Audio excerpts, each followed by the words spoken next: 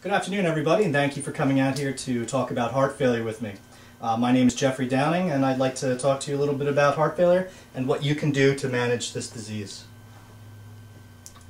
First, I'd like to discuss with you what heart failure is, discuss the treatments of heart failure, discuss what you can do to manage the disease, what dietary modifications and lifestyle changes you can do, as well as take a look at what the numbers are and review what we've learned.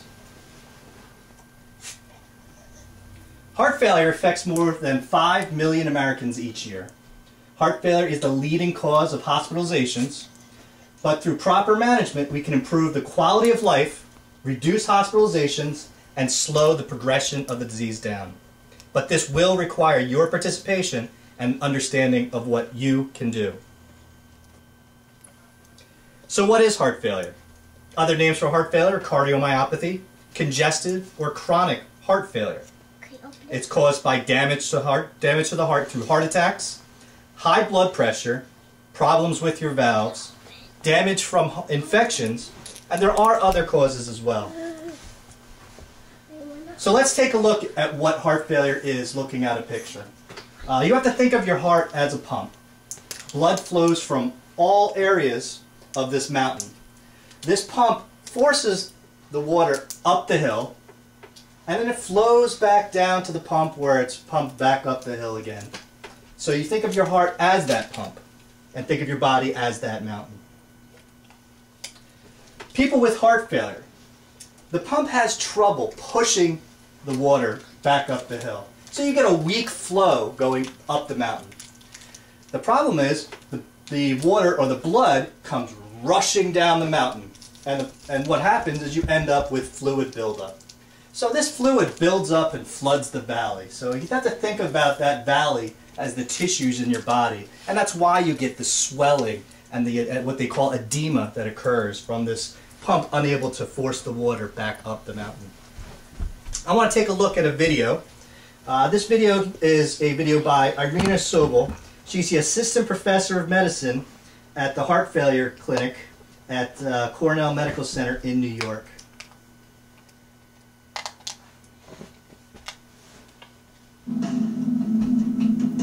For patients that are just entering our practice and with initial counseling, what we usually address is salt and fluid restriction.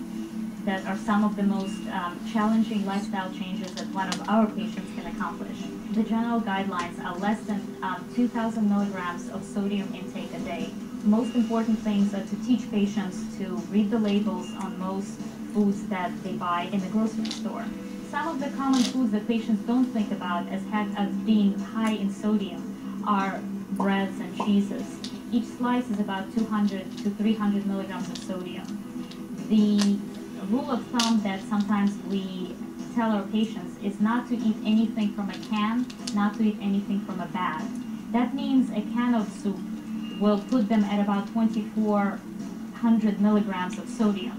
A bag of potato chips will be about a day and a half worth of their recommended sodium intake. That will encourage patients to cook at home and where they have control of how much sodium they're putting into their food. In terms of the fluid restriction, we generally recommend less than 2 liters a day for advanced heart failure patients. The tricks for patients to adhere to this very tough restriction is to use, say, lemon drops for dry mouth instead of sipping a lot of water because lemon produces saliva. In terms of exercise, what we recommend is consistent aerobic exercise most days of the week. It has to be symptom limited, and very frequently for our advanced heart failure patients, we recommend starting with observed aerobic exercises and then moving on in a physical therapy setting, and then moving on to a home program, which has been shown to improve their quality of life, if not mortality.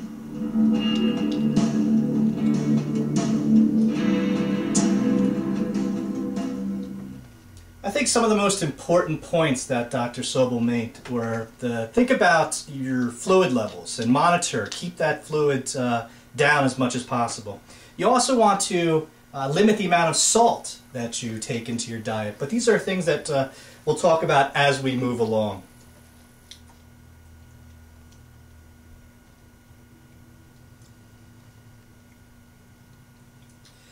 So I'd like to move on to a little bit of trivia.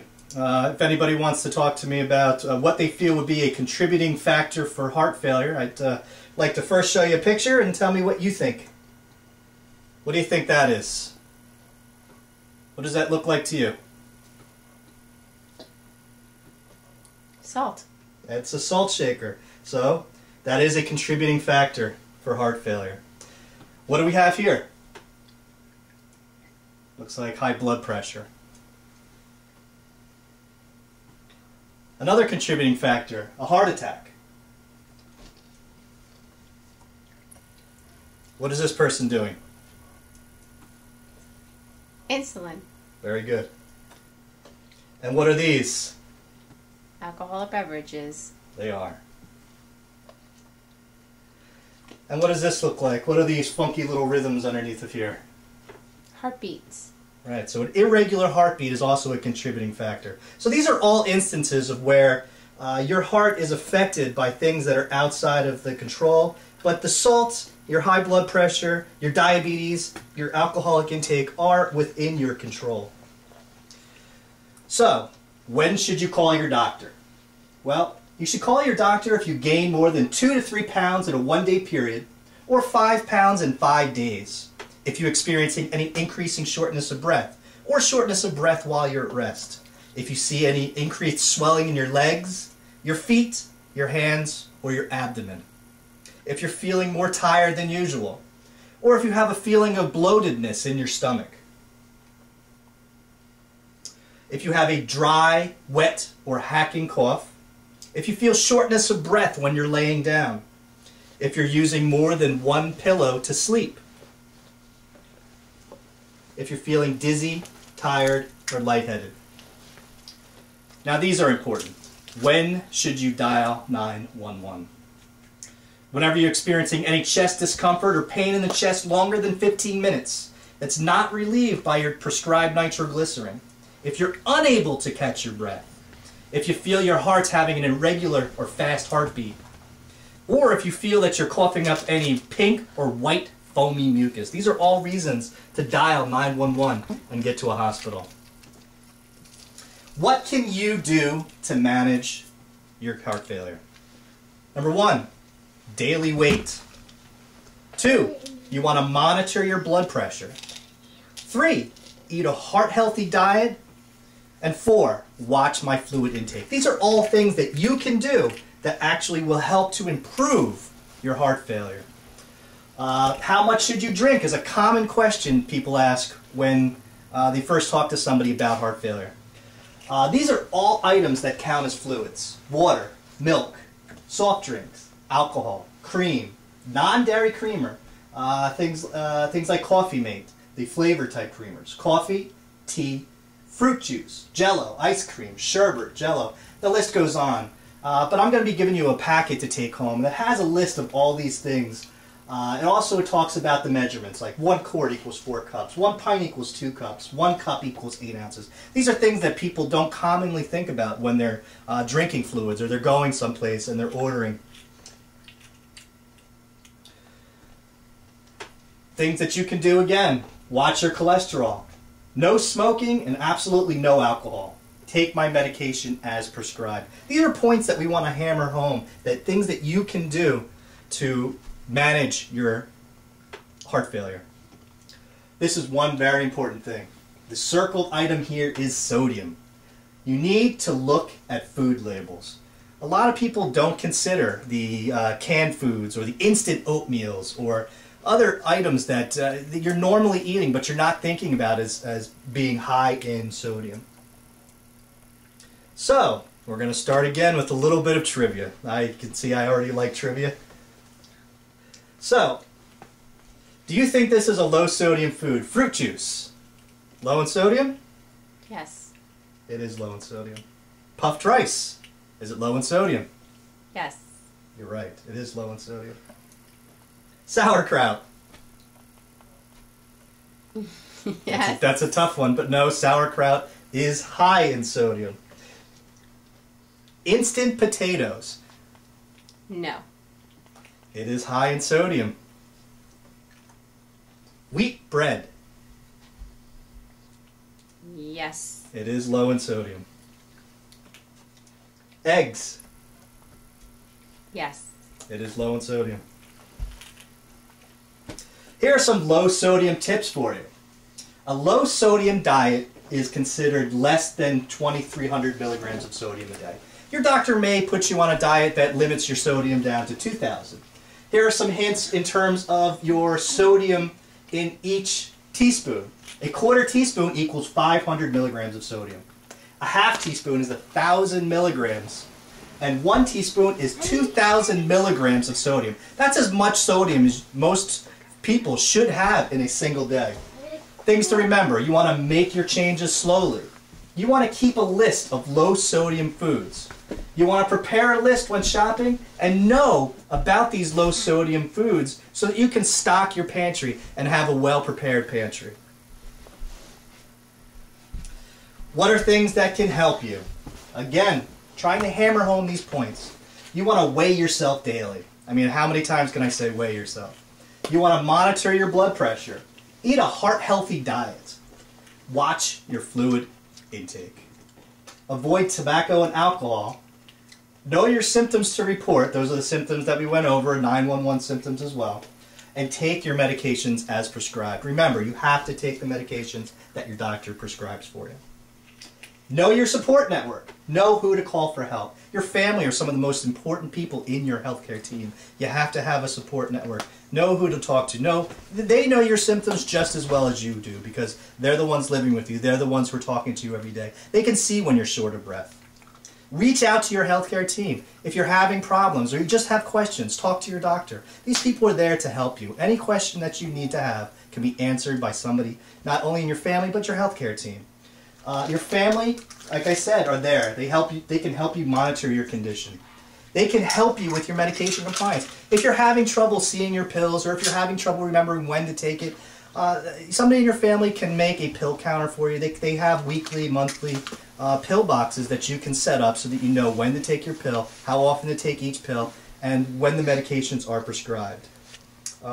You should know about changes that you can make. Understand your diet, understand your exercise, understand your medication compliance or changes in your symptoms. These are things your family and your healthcare providers can help you with. Now these are some striking statistics, and I really want you to think about these because these are some points that really hammer home the importance of managing this disease. 5.8 million people in the U.S. have heart failure. A scary thing is, 1 in 5 people who have heart failure will die within 1 year of their diagnosis of heart failure. The most common causes of heart failure are high blood pressure, heart disease, and diabetes.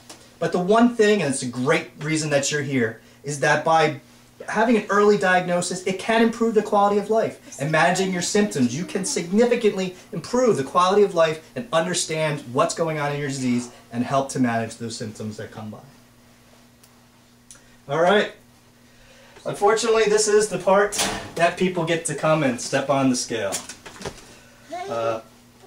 For the sake of saving time, I'm just going to skip this part, but at this point in the presentation, I would be presenting a scale to each person in the audience.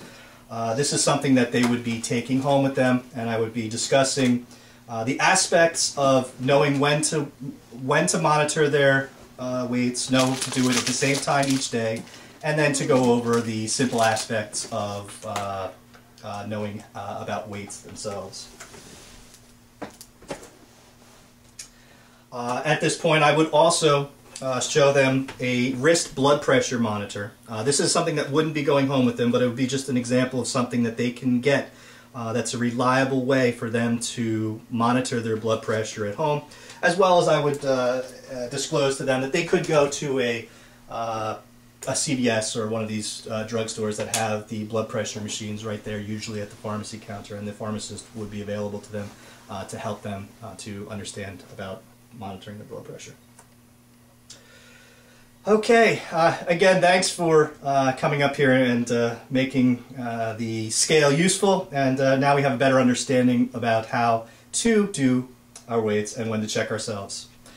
These are some important resources that you have to reach out to better understand. We have the Center for Disease Control, the American Heart Association, the National Heart, Lung, and Blood Institute, and the Heart Failure Society of America. But I'm going to be giving you a brochure that has all of these numbers listed on the back of it, as well as numbers for the Heart Healthy program here at the hospital, the cardiac rehabilitation, and the Health Connection, which is a resource line for you to call. This brochure also goes through some of the things that we discussed through the class here about healthy guidelines for fluid restrictions, talks about 8 ounces being a cup, how much fluids to weigh yourself daily, the same time each day, about weight gain and what you should do to, who to call and what to do for that. So it's at this point that I'd like to thank you for being such a great group of people. And I'd like to open the floor to any questions that you have that I'd like to answer. Well, thank you. If there's no questions, I again appreciate everything that everybody's done for me. I'd like to thank my group of volunteers that came up to get their weights done. I know it's tough to do, but certainly it helps the group to remember that you have to weigh yourself. So again, thank you.